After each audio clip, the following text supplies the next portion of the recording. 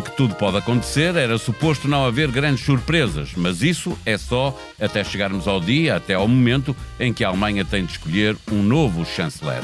Como as negociações para garantir que essa votação acontece à primeira podem demorar meses, ninguém esperava que uma coligação que tem maioria de 328 deputados não fosse capaz de obter 316 votos. O problema? O voto é secreto. Na Alemanha, quem se está a rir é Alice Weidel, da AfD, considerada pelas secretas alemãs uma organização extremista que ameaça a Constituição. A ilegalização deste partido, segundo mais votado nas últimas eleições e primeiro em sondagens recentes, é assunto do dia. Extremismos e populismos versus democratas à volta do mundo, com destaque esta semana para a Austrália, a Roménia e o Reino Unido, é tema para a conversa do Bloco Central, onde os comentadores residentes Pedro Marcos Lopes e Pedro Cisa Vieira também vão conversar sobre a intenção declarada por Netanyahu de tomar posse de Gaza. Por cá, terminaram os debates, começou a campanha propriamente dita, dando destaque às questões da imigração e a incógnita que nos vai acompanhar até à noite de dia 18, que tem a ver com as condições de governabilidade. Cavaco Silva apareceu para apelar ao voto no PSD e caucionar a ética e a moral de Luís Montenegro. Eu sou o Paulo Baldaia na moderação desta conversa, num episódio que tem sonoplastia de Gustavo Carvalho. Se gosta de ouvir podcasts, conheça a oferta que o Expresso tem para si. Da política à economia, ciência e cultura, passando pelo desporto. Entrevistas marcantes, análises e perspectivas que fazem a diferença. Ouça em expresso.pt e nas principais plataformas de podcast. Expresso. Liberdade para pensar. Viva Pedro Cisa Vieira e Pedro Marcos Lopes, os dois ainda em terras do sol nascente, a caminho de Portugal. No próximo episódio já o fazemos aqui em estúdio. Cisa Vieira, surpreendido com o falhanço da eleição de Friedrich Merz, fica instalada a desconfiança entre os parceiros da coligação? Bom, surpreendido acho que ficou todo mundo. Nunca tinha acontecido na história da República Alemã, desde 1949, quando a Constituição foi criada, este sistema de eleição do chanceler pelo Parlamento eleito tinha sido pela primeira vez instituído. Nunca tinha acontecido uma situação em que o chanceler não era eleito à primeira. E, portanto, a probabilidade maior é que ele venha a ser confirmado como chanceler, mas, na verdade, mostra uma fragilidade grande dentro da coligação, que, como tu dizes na introdução, tem a maioria dos deputados suficiente para fazer a eleição, e, portanto, houve, obviamente, deputados que não sabemos quais são, porque o voto é secreto, que não votaram de acordo com aquilo que tinha sido o acordo entre os dois partidos. E isso tanto pode vir do Partido Social Democrata, que descontente com esta ideia de fazer repetir uma coligação quando o partido está numa situação de maior fragilidade, como também, e isso foi aventado por alguns comentadores, do próprio partido da CDU ou da CSU, que tem muitos deputados que, enfim, não ficaram satisfeitos com aquela iniciativa do Friedrich Merz de reverter o travão da dívida para os investimentos em defesa e em infraestruturas. Na verdade, o que isto mostra é que esta coligação, que já era feita por partidos que tinham, de alguma maneira, perdido o apoio que já tiveram noutros tempos junto do eleitorado alemão, mostra que não estão totalmente alinhados dentro das prioridades que ficaram definidas e, portanto, isto desaponta muita gente que em todo o mundo espera, ou pelo menos em toda a Europa, espera da Alemanha liderança, quer ao nível daquilo que é a União Europeia, que se confronta com desafios muito grandes, mas também ao nível interno. A economia alemã está relativamente estagnada e era preciso um impulso que Friedrich Merz partiu a querer dar. Portanto, este é um sinal mau.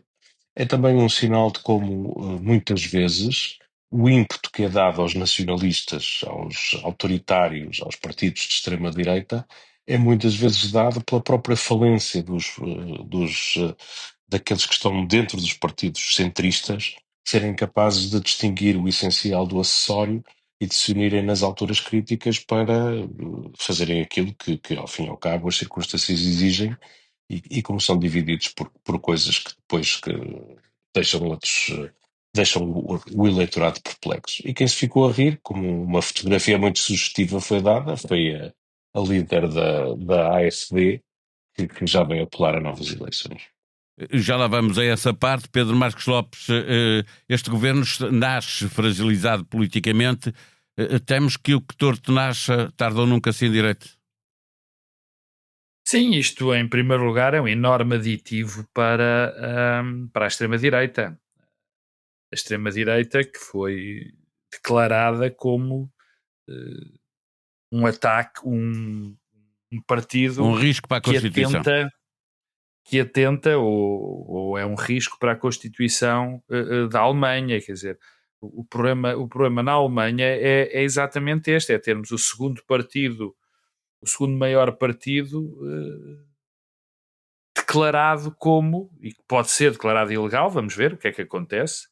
Mas que, são os tribunais que têm que... Isso é só, deixa-me só situar, claro, quem nos ouve. Claro. Há uma comissão de defesa da Constituição, que são as secretas internas da Alemanha, que está encarregue de vigiar extremismos e que considera que há de facto um risco para a Constituição, mas agora tem que ser os tribunais a decidir. Veremos, já vamos falar sobre essa parte. Para já as polícias podem interceptar conversas desse partido, podem pôr informadores, enfim, secretos dentro desse partido. O partido está a ser tratado como uma organização praticamente, passa a expressão, praticamente terrorista. Bom, mas este problema no Parlamento alemão é de facto um subsídio, um aditivo para um partido que tem, como quase todos os populistas, ou sim todos os partidos populistas, como primeiro mandamento o de dizer o de descredibilizar os partidos democráticos e os partidos que são, digamos assim, do sistema nas democracias ocidentais. E este, de facto, ajuda a descredibilizar, porque temos uma coligação que por si só é frágil. Dentro das coligações que foram feitas pelo Bloco Central alemão, é a que tem menos deputados, salvo erro, e, portanto, mais consistência era preciso, mais empenho era preciso destes dois partidos em mostrar que havia uma coligação forte. E essa coligação tem mesmo que ser forte, porque a Alemanha, para a Alemanha, que apresenta desafios brutais, tem uma mudança ciclópica no seu modo de funcionamento com a história da dívida, tem um problema de industrialização, que se precisa reindustrializar, precisa de redefinir a sua economia, e, portanto, era um momento onde é fundamental haver uma congregação das forças democráticas para um desenvolvimento, para uma solidificação e um desenvolvimento da Alemanha. E, além do mais, e não é assunto menor, nós como a Europa depende da solidez da Alemanha, do crescimento da Alemanha e do empenho da Alemanha na democracia. E, portanto, isto é uma péssima notícia tanto para os alemães, péssima notícia para a democracia europeia e má notícia também para o projeto europeu. Eu acho que esta votação, mal ou bem, vai acabar por acontecer.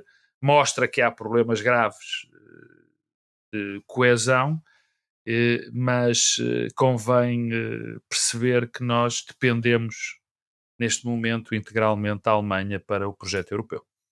Pedro Cisa Vieira, retomando o que estavas a dizer há pouco, lembrando que a extrema-direita, onde militam muitos neonazis, já aparece em primeiro lugar em algumas sondagens e, como tu lembravas, começaram já a pedir novas eleições para ultrapassar este impasse. Não há dúvida de que eles são os principais beneficiados desta fragilidade da coligação do Bloco Central. Pergunto se é preciso pôr gelo nos pulsos quanto ao gerir politicamente o dossiê de ilegalizar ou não este partido. A Alemanha tem regras constitucionais particulares relativamente a partidos que professem ideologias nazis e fascistas. É preciso recordar que a Constituição da República Federal Alemã é de 1949 e foi erigida sobre as ruínas de um país que foi absolutamente destruído em função daquilo que foi a forma como o Partido Nazi, o Partido Nacional Socialista, acabou por encaminhar o país para um estado totalitário de perseguição interna e o precipitou numa guerra que destruiu o mundo inteiro. E, portanto, quando se fez a Constituição Alemã, tornou-se muito claro, e estabeleceu-se, isso foi o grande consenso constitucional da época, que partidos que professassem ideologia nazi deviam ser proibidos. Portanto, quando agora se discute se a AfD ou não professa esta ideologia nazi e por causa disso está a ter consequências também jurídicas, isso tem esse tipo de, digamos assim, origem e a questão alemã é muito diferente daquela que se põe em qualquer outro país da Europa. Mesmo em Portugal, onde são proibidos partidos que professem ideologia fascista, segundo a nossa Constituição, a questão não se coloca da mesma forma como se coloca na Alemanha. É muito difícil para nós, como não alemães, estarmos a tentarmos encontrar alguma espécie de paralelo, e eu não queria que, de maneira nenhuma, esta discussão fosse tida como, por exemplo, tem J.D. Vance, ou coloca J.D. Vance como se na Alemanha dizer que não pode haver partidos nazis, isso é uma questão de perseguição política. Não é, tem um fundamento jurídico, esse fundamento jurídico é bem marcado historicamente. Mas Eu não não quero deixa de ser colocar um as coisas risco dessa político, maneira. não é? Porque há uma É o maioria, que eu estou a está a dizer, crescer é o uma que eu estou a maioria dizer, é de o que eu apoio estou a a esse dizer. partido. Não é? Precisamente o consenso constitucional que se estabeleceu há 80 anos atrás, em função do trauma que aquele país assistiu, pelos vistos está-se a dissipar, como aliás em toda a Europa se está a dissipar, a perder a memória do que estas ideologias trazem ao nosso continente sempre martirizado por guerras e por perseguições e por refugiados que são vítimas da intolerância, que foi uma coisa que sempre aconteceu na nossa história europeia, com exceção destes 80 anos de paz que a União Europeia e o fim da Segunda Guerra Mundial nos trouxeram. O meu ponto Mais ou essencial é o menos, porque seguinte. entretanto houve uma guerra na ex-Jugoslávia e outros caminhos, Não mas esse muito não na concreto. União Europeia. Não na União Certo, Europeia. certo. O que estou a dizer, e depois hei de falar disso no futuro, mas o que estou no final do programa. Houve umas eleições. Essas eleições foram convocadas antecipadamente, já sabendo que elas iriam conduzir a um Parlamento dividido. Em resultado disso, houve de facto uma grande convergência dos dois principais partidos para quase que responderem a uma emergência interna e externa que a Alemanha enfrentava. Externamente, a questão de haver uma guerra na Europa, dos Estados Unidos terem uma nova liderança que põe em causa a segurança europeia, etc. E, na frente interna, a necessidade de recuperar a iniciativa económica. E esses dois partidos procuraram pôr-se de acordo num programa. E agora vemos que dentro dos partidos, nos grupos parlamentares, não se tem esta força. Isto, repara, isto significa que são os próprios partidos, as próprias, de alguma maneira, os membros do partido, os deputados, que não se entendem para uma solução e, portanto, levam a uma situação que pode precipitar os eleitores a dizerem, bom, esta gente de facto não se entende. Isto já aconteceu na Áustria e, portanto, aqui o meu ponto é mesmo o apelo à distinção entre o essencial e o acessório, é essa a lição que eu gostava de retirar daquilo que se está a passar na Alemanha. Pedro Marcos Lopes, a Alemanha é apenas, e o apenas aqui entre aspas, apenas mais um exemplo, porque há, pergunto, uma força radical e populista a percorrer o mundo, em alguns casos tem sido travada in extremis, em outros casos tem-se imposto. Olhando para o que vimos recentemente no Reino Unido, com eleições locais, o partido Farage a eclipsar os conservadores, na Roménia a repetição da vitória na primeira volta de um candidato putinista e de extrema-direita, na Austrália ainda assim a vitória dos trabalhistas, beneficiando do efeito boomerang provocado por Trump, que deu a maioria absoluta aos trabalhistas. A Austrália é o exemplo, ainda há esperança. Ainda é muito engraçado pôs isto deste modo, porque repara o que era esta conversa, e nós tivemos-la várias vezes há 10 anos. Há 10 anos a nossa conversa era quem é que ganhava, se era o centro moderado, ou se era a esquerda moderada, ou era a direita moderada, e a velocidade com que nós neste momento estamos, ou que nós chegamos, em que estamos constantemente a avaliar se os democratas ou os não-democratas ganham. E quando nós chegamos a um extremo em que o que está em dúvida é se os democratas ganham ou os não-democratas ganham, peço desculpa pela expressão, mas estamos tramados. Porque mais tarde ou mais cedo, e isso é o normal numa votação, os não-democratas ganham. E quando os não-democratas ganham, eles, como não são democratas, não estão imbuídos do valor da tolerância e do respeito pelo adversário. Portanto, isto é uma espécie de estretor da democracia. Eu não sei como é que se sai disto, obviamente, mas há aqui um estretor que me parece evidente da democracia, porque mais cedo ou mais tarde, infelizmente, sendo um bocadinho pessimista, os não-democratas vão vencer. E há aqui um ponto que me parece importante. Já venceram nos Estados Unidos. Não é? E já venceram nos Estados Unidos, e está a ver o que está a acontecer. Como venceram na Hungria, e a democracia neste momento já não existe na Hungria. E, portanto, é este perigo terrível, este estretor da democracia que me amedronta. Mas deixa-me interessa-me fazer a ponte para o que aconteceu com a AfD, para o que está a acontecer com a AfD, com estes pontos que tu tocaste, Paulo. Primeiro dizer que há uma parte curiosa nas vitórias dos democratas que é interessante. Quer dizer, uma parte que é interessante. Normalmente estes democratas ganharam porque o povo ficou assustado com as ameaças do Trump. Nos sítios onde não há essa ameaça direta, os não-democráticos estão a subir. Exemplos neste caso, na Roménia, que eu não sei como é que vai sair disto, mas 42% parece-me um resultado muito, muito perigoso. E nos outros, por exemplo, na Austrália e no Canadá, foi a evidente ameaça de Trump e que foi um reforço, digamos assim, dos nacionalismos. Mas um reforço dos anti-Trump. Dos anti-Trump. E a derrota dos trumpistas do lado. Sim, mas é mais patriotismo também... que nacionalismo, porque exatamente, o Canadá quer manter a globalização e a Austrália em aspas, não é? Muito bem, mas deixem-me fazer a ponte disto para a AfD.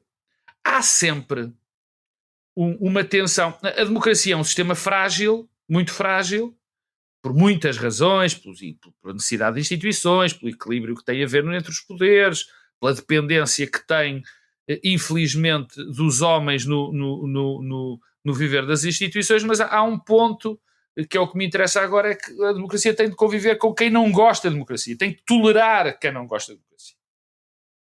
E dentro das sociedades democráticas há esta tensão entre duas opiniões, entre aquelas pessoas que acham que proibir, por exemplo, organizações não democratas é ir contra a democracia, e quem acha, enfim, como eu, e que me parece a opinião certa, porque um Estado de Direito é um Estado de Direito, e quem é as pessoas que acham que a democracia tem que se defender através dos institutos, através das instituições, através das leis que ela própria criou para se organizar.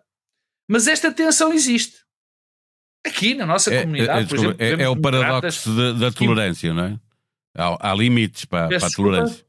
Claro, é o paradoxo da tolerância do Popper, não é? Há limites para a tolerância. Exatamente. É exatamente esse. Mas repara, mesmo nestas sociedades, onde, em Portugal é um caso concreto, eu conheço democratas violentos, democratas totais, que não há uma mínima suspeita sobre as convicções dessas pessoas, que acham que, por exemplo, a Constituição está errada quando proíbe movimentos, organizações fascistas.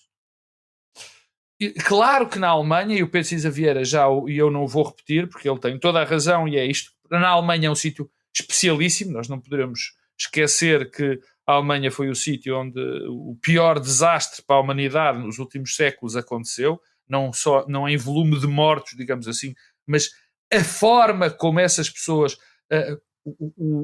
porquê que essas pessoas foram exterminadas, os judeus e outras etnias.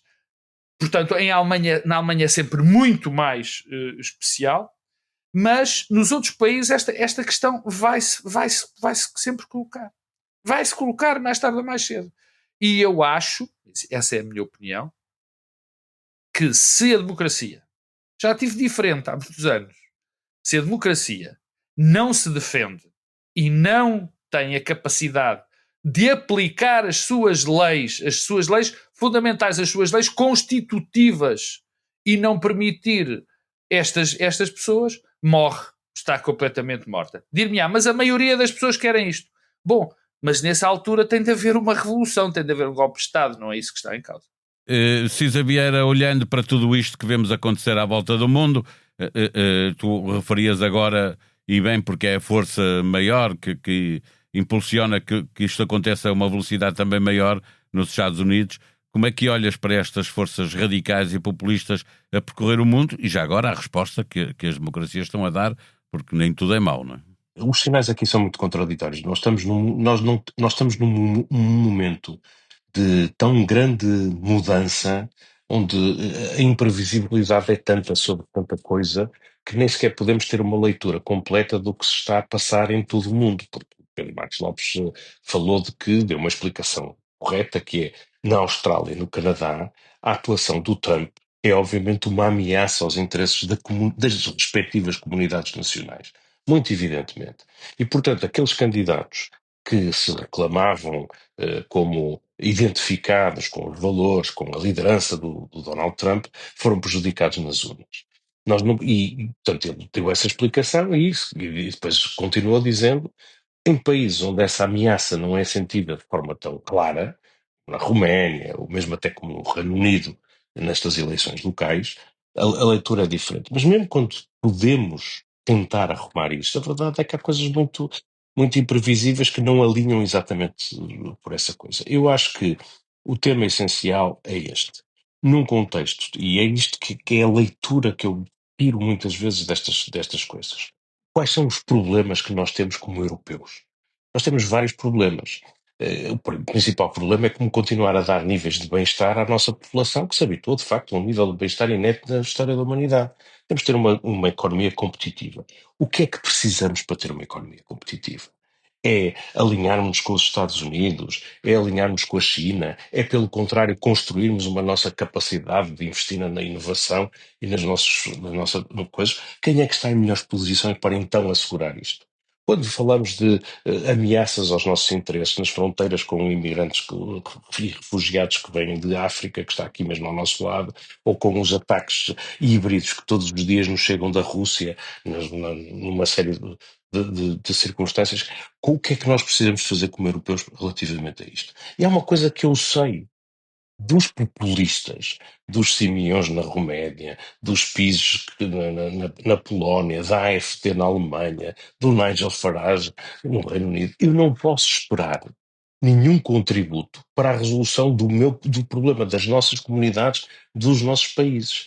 E, portanto, aquilo que me faz muita confusão é a falta de lucidez daqueles que têm responsabilidades neste momento, sejam os deputados da CDU e do SPD na Alemanha, sejam os deputados austríacos, e membros dos partidos centristas austríacos, sejam uma série de países europeus, perder-se o Norte e estar-se em guerras de alecrim e manjerona à volta de temas absolutamente secundários e criando espaço para que a frustração dos eleitores acabe por ir dirigir-se para aqueles que oferecem, quanto mais não seja, a rejeição do que está. Foi isto que já se passou nos Estados Unidos. Eu acho que é muito mau que em muitos países importantes para a Europa estas coisas não sucedam. Eu não consigo dar uma leitura global do que está a acontecer, mas obviamente há uma espécie, sem poder haver alinhamento entre nacionalistas, porque cada nacionalista está contra os outros. O Donald Trump está contra os outros países. Não é possível uma pessoa que seja do Canadá reconhecer-se na liderança do Donald Trump. Mas, de qualquer maneira, a verdade é que ele colocou uma série de bandeiras que são essencialmente a rejeição do que está em cima. Colocou essas bandeiras em cima da mesa e eu acho que os democratas não podem perder de vista o essencial. É isto que me desconsola nesta situação alemã quando o mundo tanto precisa. E depois é estas coisas que nós pensamos assim. O Sebastian Merz, o Friedrich Merz, desculpa, é um homem que suscita imensas desconfianças na Alemanha. Ele perdeu contra a Merkel. Quando a Merkel saiu, ele perdeu novamente a candidatura à liderança da CDU.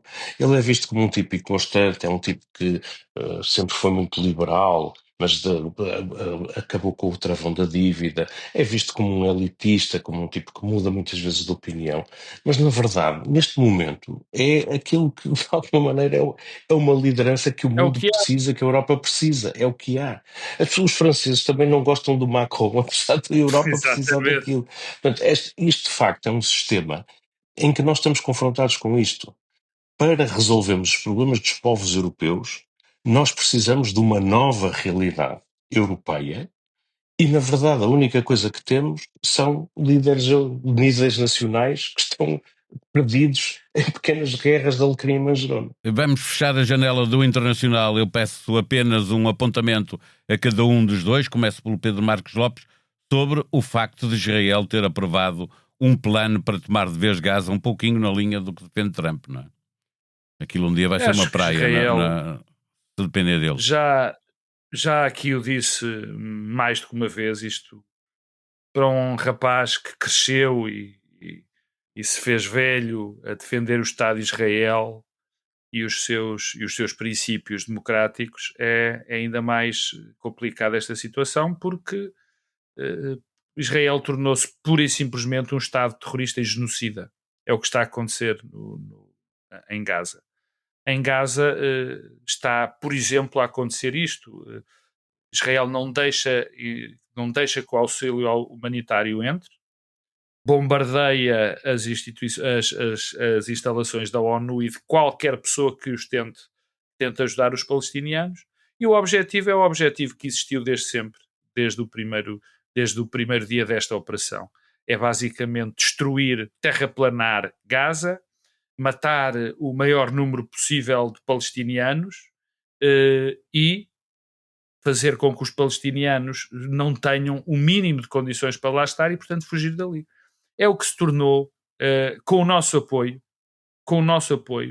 Israel. Israel transformou-se num Estado, repito, e com muita pena, e mesmo muita dor, o digo, um terrorista, um Estado genocida que é apoiado, infelizmente, ou pelo menos tolerado pelos Estados Unidos e pelos europeus. Pedro Sousa Vieira, este plano aprovado agora é também Netanyahu a querer garantir o apoio da extrema-direita e, portanto, segurar o seu governo com o apoio dos Estados Unidos e de Trump.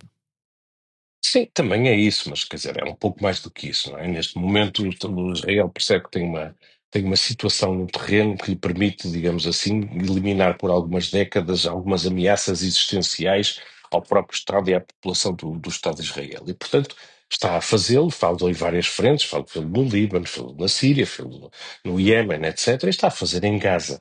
A coisa que é muito perturbadora é como quem está a desenhar esta estratégia para Gaza, que é basicamente aproveitar o momento para tentar destruir o que resta do Hamas, com uma retórica, aliás, bastante cínica, que é típica destas situações, aquilo que impressiona é a indiferença face à situação dos palestinianos. Quer dizer, A questão é essa. admitir que possa haver gente que está a sofrer imenso, que possa haver população civil que esteja a ser matada à fome. Eles dizem que a situação não está descontrolada desse ponto de vista, mas a verdade é que nós temos testemunhos todos os dias de que ali há situações de fome, de privação, de doença, não há eletricidade, não há nada. Quer dizer, o bloqueio que Israel está a fazer nesta altura a Gaza é o maior desde que a guerra começou em outubro de 2023. Portanto, a situação é muito má. Portanto, Já há esta crianças a indiferença morrer de por parte do subnutrição. Estado. Esta diferença do Estado de Israel ao sofrimento de pessoas, quer dizer, é muito, é trágica e faz-nos refletir sobre aquilo que aconteceu também na história. O Estado de Israel foi construído em cima de uma ideia de que só com um Estado e um território é que os judeus poderiam assegurar a sua sobrevivência, porque sempre foram perseguidos. E agora estão, de alguma maneira, para assegurar a sua própria, aquilo que entendem ser os seus próprios interesses nacionais e a sobrevivência da sua comunidade, também a destruir uma população inteira. Isto é que é trágico, e isto é que nos mostra como a história se repete, ao contrário do que dizia o Marx, não como farsa, mas como tragédia. Bom, vamos ter que falar muitas vezes ao longo deste ano, obviamente, e infelizmente, da guerra em Gaza e também dos extremismos que estão a dominar a Europa e uma parte significativa do mundo. Vamos olhar para cá, porque dentro de pouco tempo vamos ter eleições, acabaram os debates, do que sobra deles e das sondagens, que cenários de governabilidade é que estás a ver, Pedro Cisa Vieira? Eu, eu, eu Não não estás a acho. ver nenhum. Só as maiorias, Não, mesmo as maiorias eu absolutas, não garantem estabilidade, não é? Como sabemos. Eu vejo, quer dizer, há duas coisas que queria só fazer um primeiro apontamento, que é, do ponto de vista das eleições, acho que os debates não trouxeram nada de novo, quando muito permitem aos eleitores perceberem que, de facto, se querem governabilidade, se querem estabilidade, então se calhar é meterem as fichas todas na governação da AD, porque não estou a ver como do outro lado pode vir. E, portanto, acho que esse argumento da governabilidade não é um bom argumento. Mas a outra nota é esta. É extraordinário como, depois de nós termos passado meia hora a falar da situação do mundo, que está instável, É perigosa, verdade. muito complicada, que está neste momento já a fragilizar a economia portuguesa, que tem uma União Europeia que pode ir pôr em causa prioridades que foram sempre importantes para o nosso Estado, como a alocação dos fundos europeus. Tudo isso esteve completamente ausente sei lá, das dezenas, eu nem sei quantos foram, centenas de debates que houve entre líderes partidários Foi nas só televisões, 30, e 28 frente a frente e 2 com 8 líderes. São 30. É um terço de 100, mas é muito. Nada disto se falou, é absolutamente inacreditável. Se amanhã a União Europeia tiver que decidir como é que vai distribuir fundos ou que exigências vai fazer aos Estados em matéria de contribuições para a União Europeia, nós não fazemos a mínima ideia do que o governo português vai dizer, e que o governo português, porventura, vai fazer uma decisão que não passou pura e simplesmente pela discussão entre o eleitorado, no momento em que estes são os problemas mais prementes do país. Nem sequer, deixa-me dar uma dica para o teu comentário, nem sequer se discutiu a implicação orçamental destes cenários de tanta imprevisibilidade, não é? Nada, quer dizer, é o que eu estou a dizer. Nós temos neste momento já a situação internacional a afetar a economia, o crescimento da economia. Nós temos já prioridades orçamentais que vão ser inevitavelmente postas em causa. Foi assim feito um pedido por parte do governo português à União Europeia para permitir que pudéssemos endividar-nos para fazer face a despesas da defesa. Parece que ninguém ligou a isso. Foi uma coisa extraordinária. Portanto, toda a gente está a dizer que é muito importante o equilíbrio orçamental e que tem prioridades para isto e para aquilo. Então, estamos alegremente a dizer que vamos ultrapassar mais de 1,5% de investimento na defesa. Portanto, tudo isto é absolutamente extraordinário, e parece que as discussões dos partidos e a própria eleitorado e a maneira como os comentadores estão a falar, parece que isto é absolutamente indiferente. Estão entretidos com a espuma dos dias. E o mundo está aqui a acontecer à nossa porta e vai-nos bater à porta com muita força, quer dizer, no próprio momento em que o governo tomar posse. Portanto, eu fiquei absolutamente desapontado com os debates.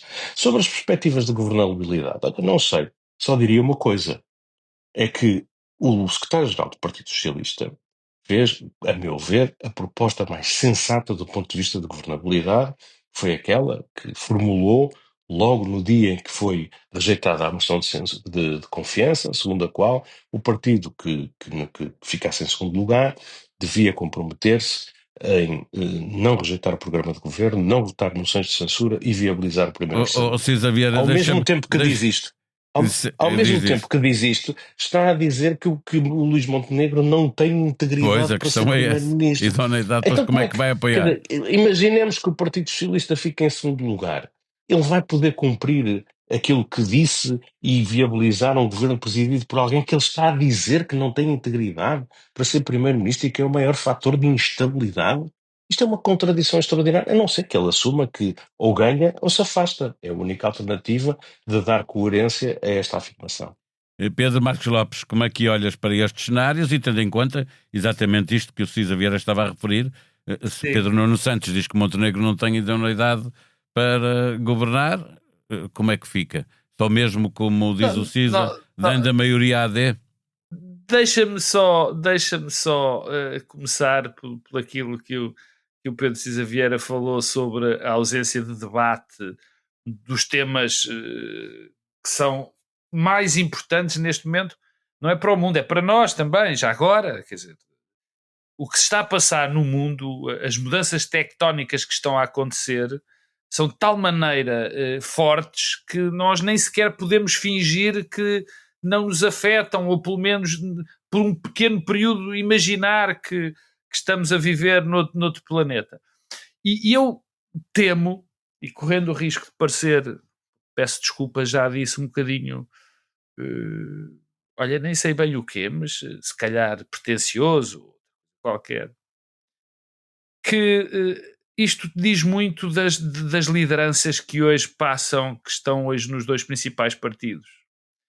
Pessoas que estiveram demasiado tempo nas suas vidas fora, demasiado tempo nas suas vidas dentro de lógicas de poder partidário, pessoas que se esqueceram de pensar no mundo, de se cultivar, de verificar quais são as tendências, de estar desperto para o mundo, digamos assim, fazendo um resumo. Há um excessivo paroquialismo na política portuguesa que foi crescendo com o tempo, por muitas razões, porque muitas pessoas foram afastando da política por também razões nada simpáticas e não pessoais, mas do ambiente. E nós hoje temos uma classe política que neste momento, já a nível de topo, digamos assim, já a nível de candidatos a primeiro-ministro, são bastante despegados de algumas coisas que nós sempre achamos que eram fundamentais para um candidato a primeiro-ministro. Bastante conhecimento do mundo e menos conhecimento das máquinas partidárias. Bom, em frente. Quanto aos cenários da governabilidade, eu acho que das duas uma, ou Montenegro consegue uma maioria absoluta, digamos assim, uma maioria absoluta com a iniciativa liberal, o que parte logo do princípio de que a iniciativa liberal vai ter, o que já se percebeu que vai fazer, vai ter de engolir tudo aquilo que disse sobre a ética do atual primeiro-ministro, que agora, com o gancho extraordinário que é que vamos ter de ter uma conversa, quer dizer, não percebo que raio de conversa é que vão ter, quer dizer, ele ainda não sabe o que é que se passou, precisa de mais esclarecimentos, afinal se não está esclarecido é porque não há esclarecimentos. Enfim, não a vontade da IEL, absolutamente legítima de ir para o governo, dá para tudo. Mas eu também, quer dizer, eu não percebo, francamente não percebo. Eu acho que Pedro Nuno Santos anunciou que se não ganhasse ia embora. É o que me parece evidente. Há autárquicas em setembro. Não há... Não, de acordo, vai embora depois disso. E se ganhar as autárquicas é difícil que vá. Paulo, estou a dizer que não é linear. Sim, sim, em qualquer caso terá antes disso claro, que se confrontar com um programa de governo que como é evidente, vai ter que saber se vota uma função de rejeição ou se deixa que um primeiro-ministro que ele diz que não tem integridade chegue para a frente. A questão é esta, eu acho normal. Estará sempre numa posição de grande fragilidade. Claro, eu acho normalíssimo que se Pedro Nuno Santos acha que o Luís Montenegro não tem as qualidades pessoais, a idoneidade para ser primeiro-ministro, eu acho normalíssimo, aliás, acho obrigatório, não é normal, é obrigatório que Pedro Nuno Santos não viabilize um governo liderado por Luís Montenegro, por tudo aquilo que ele disse. Quer dizer, nós vimos o debate de Luís Montenegro com Pedro Nuno Santos, quer dizer... É uma leitura, vamos deixar para a semana, porque temos que andar nos temas, mas é uma leitura a fazer. Se de repente a direita vir reforçada à sua votação, a esquerda pode entender, incluindo o Partido Socialista, que é responsável. O povo está a dizer que tem que ser a direita a entender-se. Lá chegaremos. Paulo, mas isso é uma resposta do povo. O que tu não podes, isso é uma resposta do povo. Quer dizer, até pode dar maioria absoluta ao PSD. Não é se está em causa. Aí deixa de haver problema. Deixa de haver o problema da governabilidade. A questão é, tu não podes, bem, mas eu não dou valor ao que diz André Ventura, mas nem André Ventura nem Pedro Nuno Santos podem viabilizar um governo liderado por Luís Montenegro por aquilo que eles disseram. Deixa-me então avançar para te perguntar, entrou Cavaco na campanha, como sempre, portanto, sem surpresa nenhuma, anunciou que votava no partido dele, mas escreveu um texto no Observador que basicamente serviu para dizer que Luís Montenegro foi vítima da oposição e de um determinado jornalismo que andou a vasculhar a vida privada de Montenegro, e a dizer que ele que não fica nenhum dos outros candidatos é melhor que Montenegro, e estou a citar, na dimensão ética e moral na vida política. Aparece Cavaco a dizer isto porque já percebeu que a CPI não vive é de que morreu e, portanto, pode aparecer agora a dizer isto? Não, eu acho que Cavaco Silva é um fiel intérprete de tudo o que está neste momento mal na política portuguesa e na nossa comunidade. Sobretudo na parte em que nós não somos capazes de sair das nossas trincheiras. Cavaco Silva sempre foi assim, sempre foi um indivíduo entrincheirado, nunca conseguiu olhar para o outro lado, nunca conseguiu fazer pontes. É um dos autores deste clima, e apesar de já há muito tempo deixar de ser primeiro-ministro, mas mesmo como Presidente da República e depois da sua atuação pública, daquilo que fala, ele é o melhor exemplo daquilo que nós, eu e o Pedro temos aqui dito, desta questão de os nossos são sempre extraordinários, os outros são sempre os maus. E eu não estou agora a fazer... Ele criticou a má moeda Santana Lopes, ele não gostou muito que o Rui Rio não fosse ao beijamão. Paulo, não, mas nem Rui Rio, nem Pedro Santana Lopes eram da trincheira dele, quer dizer, como nós sabemos, sobretudo Rui Rio. Quer dizer, e portanto ele é o intérprete fiel disso. Em segundo lugar,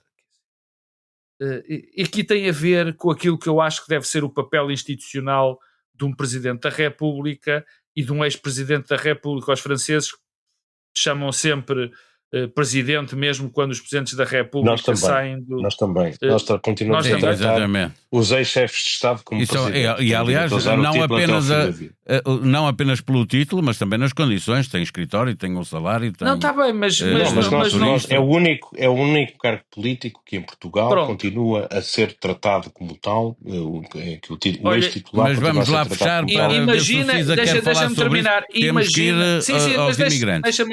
Imagina que eu nem sabia... Eu não quero falar sobre isso, mas surpreende-me que o Pedro Marcos Lopes queira falar sobre... Eu acho que o professor Cavaco Silva, o presidente Cavaco Silva, fala para os convertidos e, portanto, não tem peso na campanha. Não, eu também acho que ele não tem peso na campanha.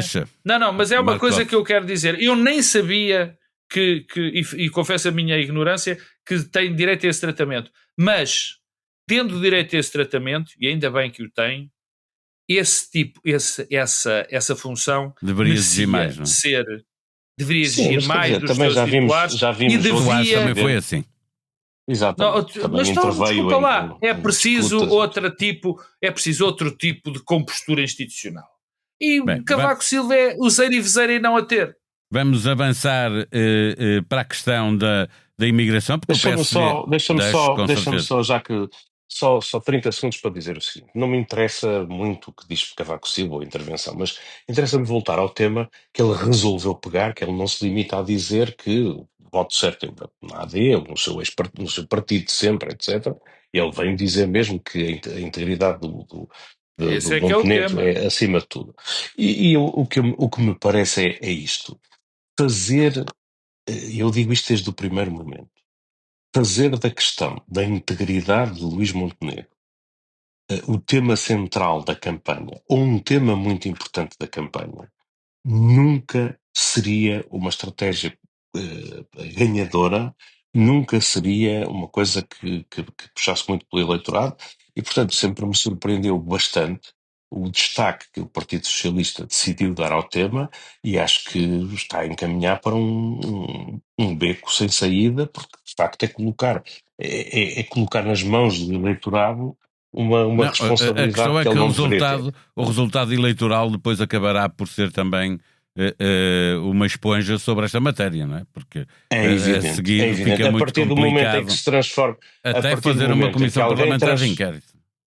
Exato, a partir do momento em que alguém diz nestas eleições também vai estar em causa a integridade de Luís Montenegro para ser primeiro-ministro, Está a então colaborar nisso. significa que está a dar a ideia de que o voto pode sanear aquilo que é uma suposta incapacidade para o exercício do cargo. E eu peço-vos capacidade de síntese, porque ainda temos aqui um tema antes de ir ao Bloco Central de Interesses para fechar o episódio.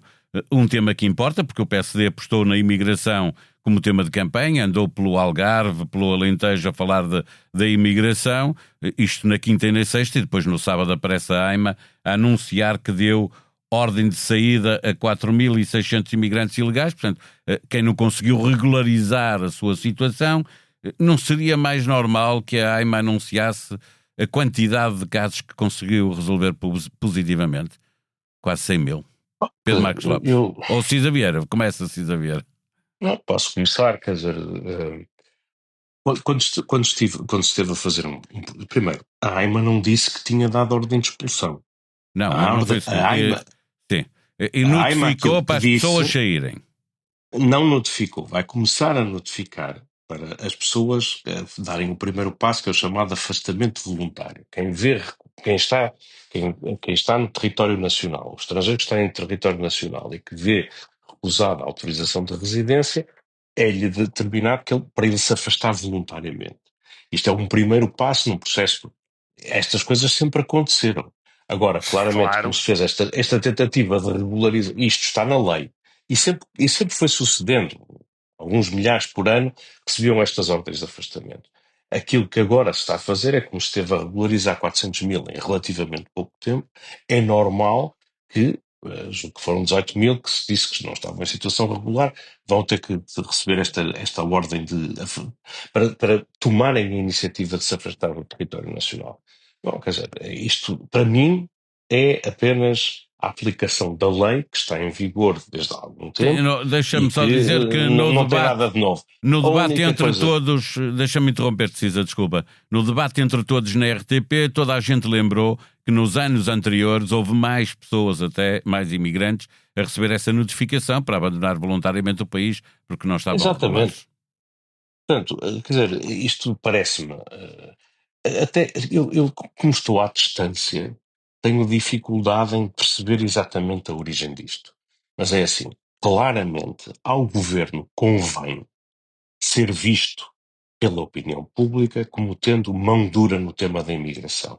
Desde logo, porque isto de alguma maneira esvazia argumentos àquele que é, digamos assim, o principal obstáculo ao crescimento eleitoral da AD, que é o Chega. E, portanto, ao governo convém que isto seja tema. E todas as pessoas que estão, ao fim e ao cabo, a dar repercussão, a dar relevo a esta decisão administrativa da AIMA, que não é mais do que aplicar a lei que está em vigor desde há muito tempo e que já vinha sendo cumprida no passado, está de alguma maneira a fazer um jeito ao governo, que é dizer, afinal, estão a ver, o governo está a fazer uma coisa que não era feito antes. Isso não é verdade e nem vale a pena falar muito disso, a não ser para, digamos assim, beneficiar as perspectivas eleitorais da AD. Pedro Marcos Lopes. Isto é campanha eleitoral, pura e dura. E muito feia. Mas eu não tenho a certeza, vamos lá ver, eu como não estou aí, não tenho a certeza que a AIMA tem alguma coisa a ver com isto. Eu acho que o governo se está a aproveitar disso e quem não deixa de ser campanha eleitoral. Se o governo sabe que a AIMA vai no sábado anunciar que vai emitir notificações... Não, mas Paulo Baldaia, o que eu estou a dizer é o seguinte. Isto está-se a sugerir, a maneira como estás a colocar o problema, está a sugerir que a própria AIMA esteja comprometida com a campanha eleitoral da AD. Eu não acho que seja eu também não disse isso. Acho que ao governo convém... Eu até estava a dizer o contrário. Acho que ao governo convém chamar a atenção para isto e todos aqueles que dizem o governo está a fazer mal porque está a fazer da imigração um tema está a ajudar o governo. Está a beneficiar o governo. Então deixa-me esclarecer. Eu não estou a dizer que a AIMA estava feita com o governo, mas não me admiraria nada se estivesse, só para ficar claro.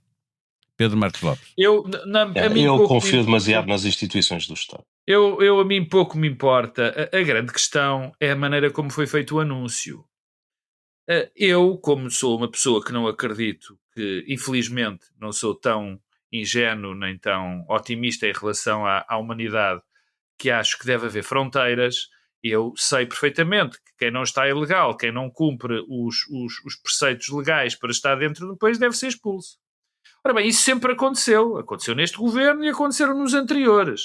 A conversa que eu ando sempre a dizer que não havia política nenhuma de portas escancaradas, havia leis e as leis foram cumpridas e como continuam a ser cumpridas. Esta expulsão destas pessoas sempre existiu o ano passado, há 2 anos, há 3 anos.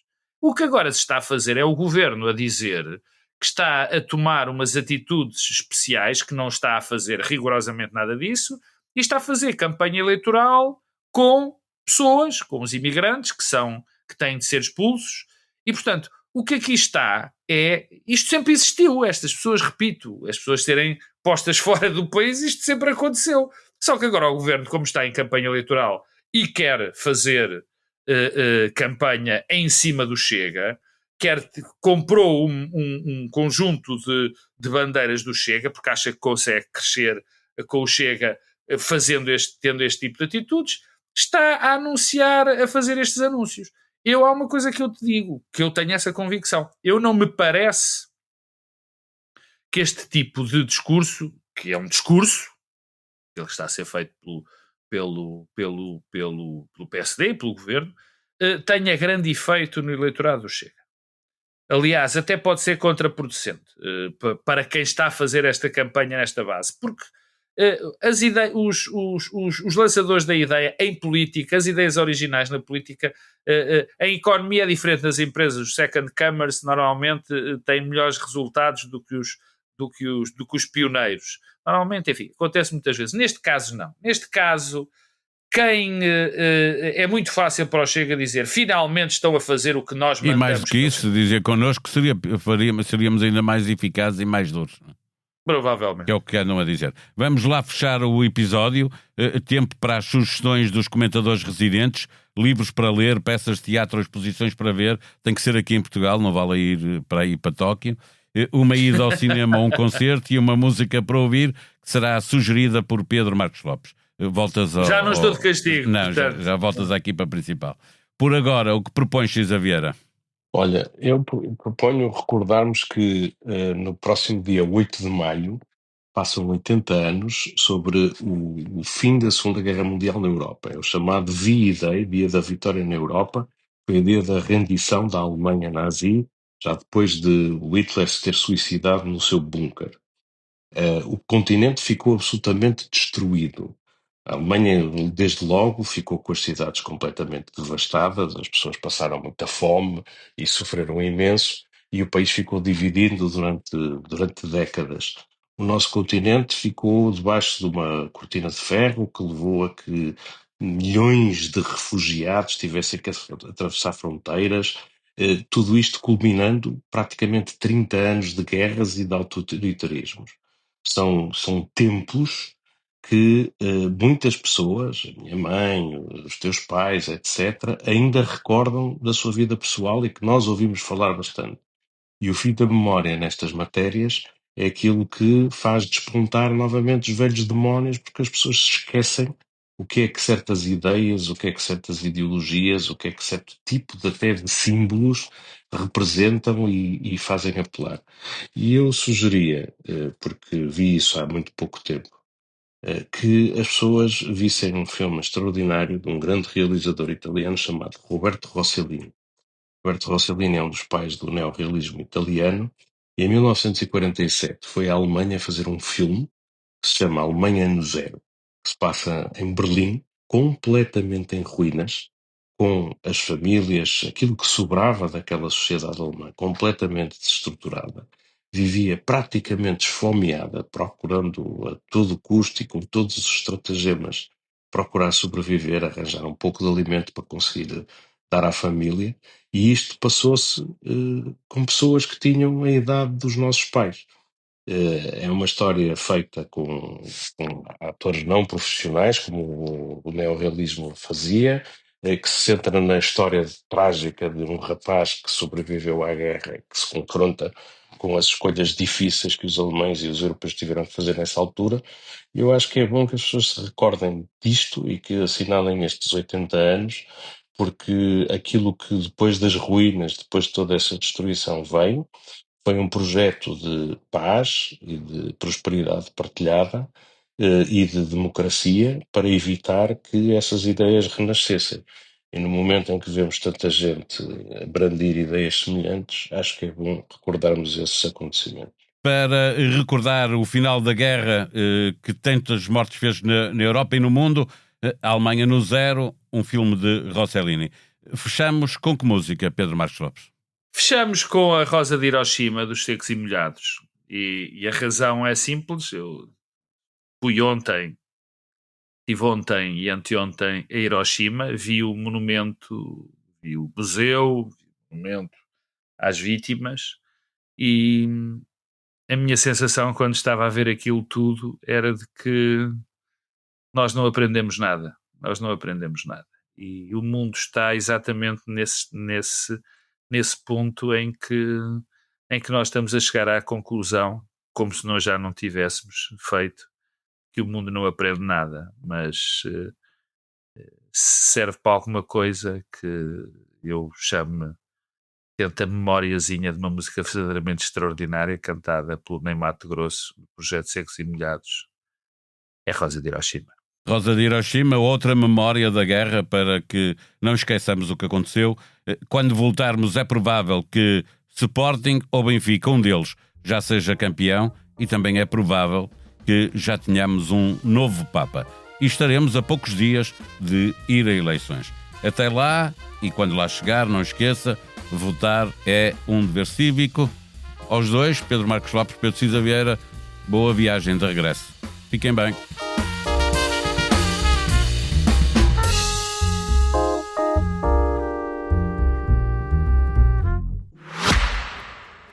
Se gosta de ouvir podcasts, conheça a oferta que o Expresso tem para si. Da política à economia, ciência e cultura, passando pelo desporto. Entrevistas marcantes, análises e perspectivas que fazem a diferença. Ouça em expresso.pt e nas principais plataformas de podcast. Expresso. Liberdade para pensar.